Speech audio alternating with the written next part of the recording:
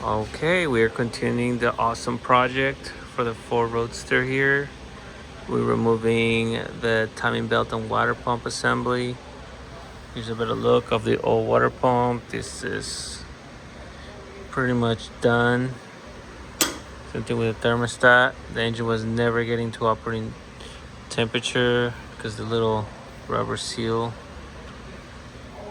was no good. Same thing with the thermostat, super rusted out. So shout out to Matt at 2300 Gear Jammer YouTube channel. Thanks to his awesome content, we were able to figure out the correct timing marks. So this timing cover part was broken, so we're gonna use that. After we take off the crank pulley, there's this little washer. Then we have our top dead center mark at that spot there. And then next is the distributor gear. I believe this is where it was. I just made a quick mark right there. That's where it was at top dead center. We found out that this engine was one tooth off. Before it was pointing at this mark here. Now it's pointing at the middle. We used that awesome trick where you use the oil dipstick to line it up. And as you see, now it's straight. Before it was over here, now it's right there.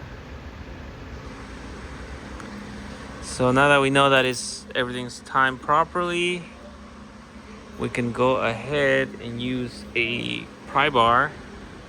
And what I did is I went in this direction, I pried it this way, and at the same time I put a bolt, my input gun to tighten that 13 millimeter. Once that's tight, now the timing belt can come off like this, just like that.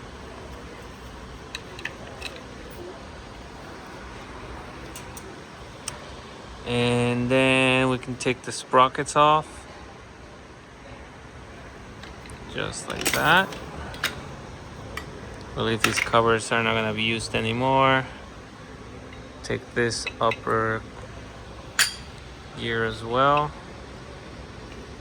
with this washer. And now we have access to all the camshaft and crankshaft seals. As you could tell that these guys were leaking at some point, especially here. You could see it was starting to leak. So yes, the next step will be to remove these camshaft and crankshaft seals and clean all this, make sure it's all happy and good. And that's pretty much it. So to be continued until our next video. Thanks for watching.